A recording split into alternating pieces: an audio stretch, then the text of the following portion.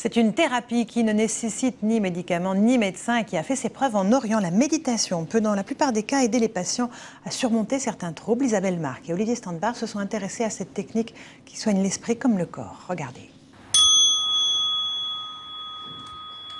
D'abord, prenons vraiment le temps de nous poser. Grâce à cette voix, Françoise a retrouvé le goût de vivre.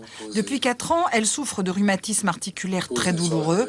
Elle est sous médicaments, mais c'est la pratique quotidienne chez elle de la méditation qui l'aide à ne pas s'enfermer dans la maladie. C'est pas un remède miracle. Les douleurs sont bien là et elles sont présentes, mais il faut faire avec. Donc il faut aussi les accepter. Et c'est cette acceptation par la méditation qui m'a fait aller de mieux en mieux. Se concentrer sur l'instant pour ne pas se laisser envahir par les pensées négatives, ce n'est pas un rituel mais une technique précise, la pleine conscience. En 8 séances avec leur médecin, ces patients en dépression vont apprivoiser leurs angoisses. On a montré que la dépression, c'est des ruminations en lien avec le fait de ne pas accepter le moment présent et surtout quand il est douloureux ou désagréable. Donc c'est pour ça que la méditation, c'est logique que ce soit efficace puisque la pleine conscience, c'est apprendre à tolérer le moment, quel qu'il soit. L'hôpital Sainte-Anne à Paris connaît bien cette technique validée par des études scientifiques. On l'applique dans des maladies mentales comme les troubles graves de l'humeur, quand les médicaments ne suffisent pas à stabiliser les patients.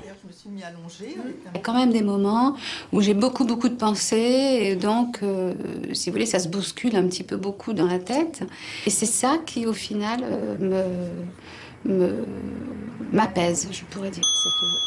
Les principes de la méditation s'adaptent même à des enfants qui ont du mal à se concentrer et s'endormir. Avec des exercices d'attention qui font appel aux 5 sens, Noé apprend à mieux contrôler son trop-plein d'émotions. Ça calme et ça te permet d'être bien concentré et bien centré sur ce que tu es en train de faire. Avant les contrôles, je suis beaucoup moins stressée. Je m'endors plus tôt.